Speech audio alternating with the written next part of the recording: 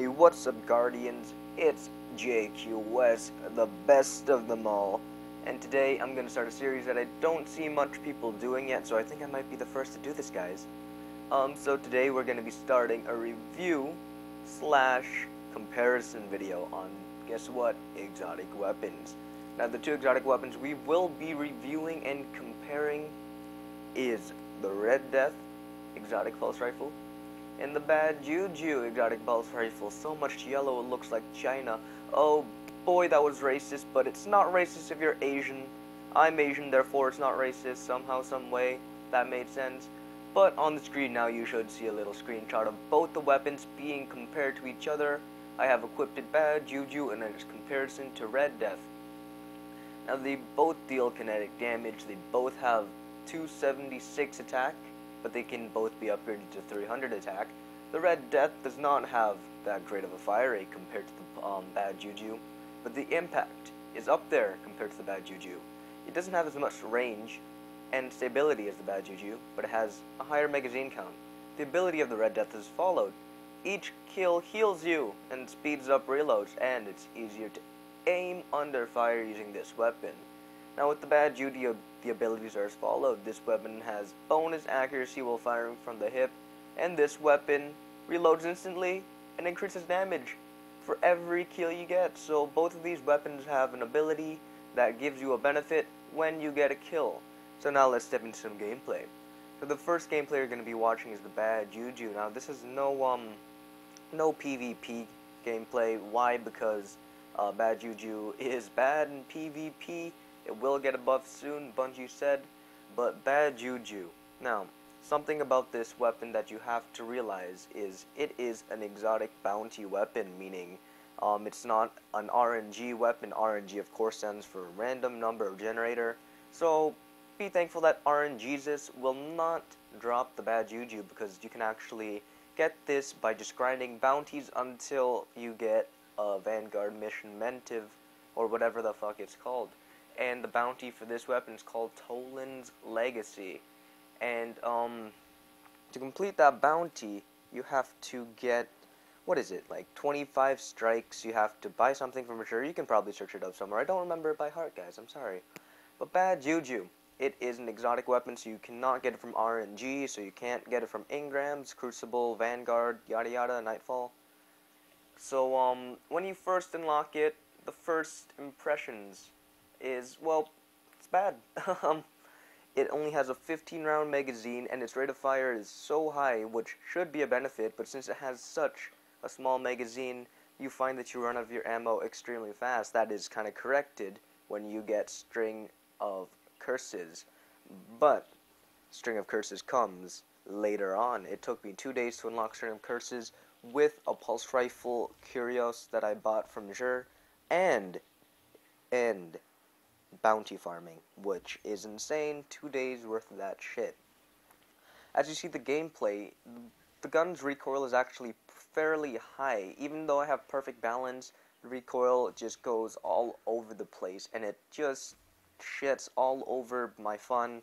In PvP, this is another reason why it's so bad, is because when you try to get that perfect headshot, I find that the last shot has some weird recoil multiplier where the last bullet, the third bullet of each burst, tends to go higher, and so I see myself getting 2 headshots in and then missing the kill shot, and that really sucks in PvP.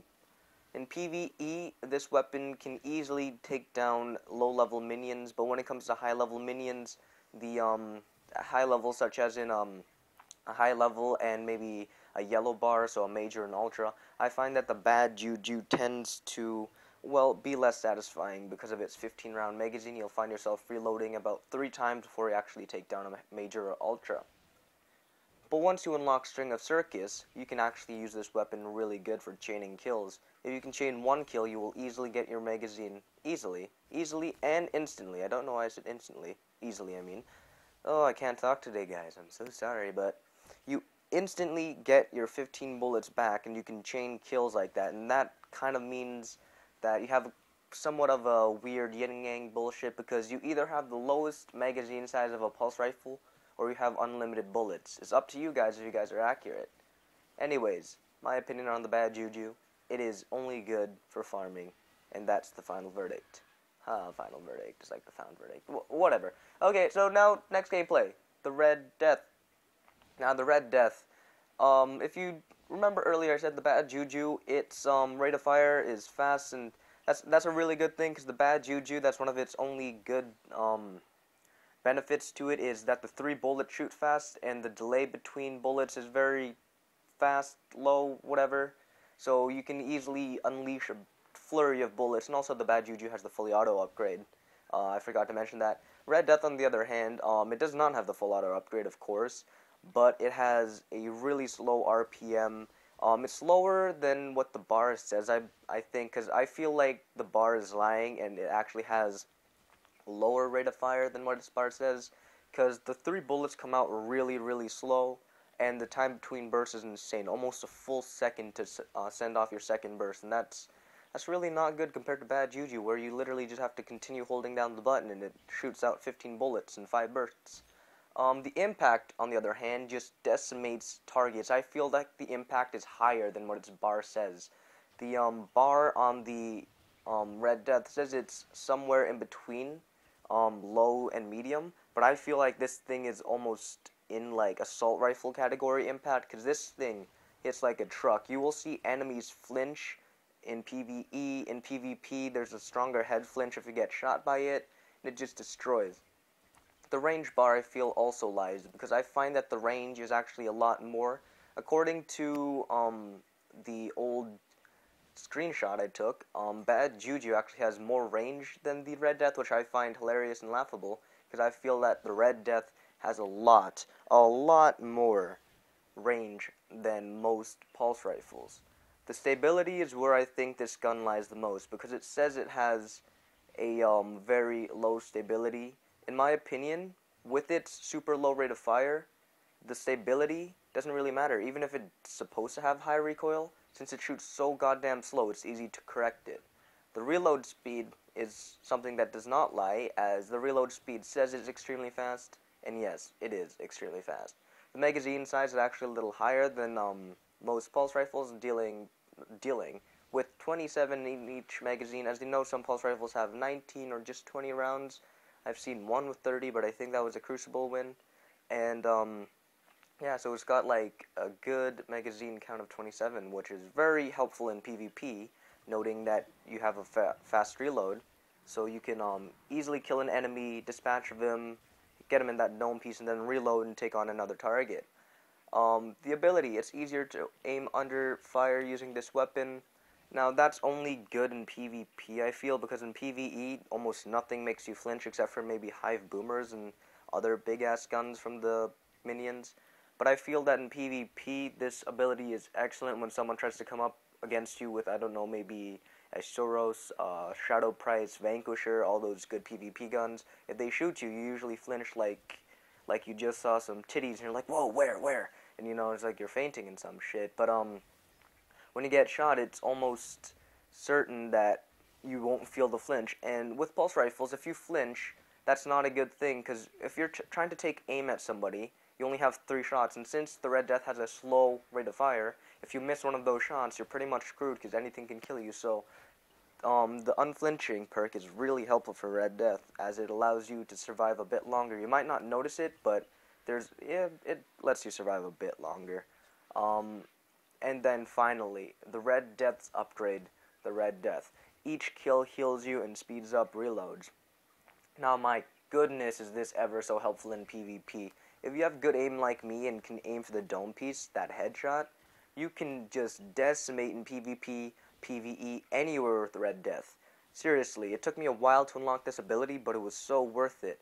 When I jumped into the first PvP match with this weapon, I started shooting people and they started shooting me, but since I aimed for the head, I could easily get the two burst kill and heal as I can take on the next enemy.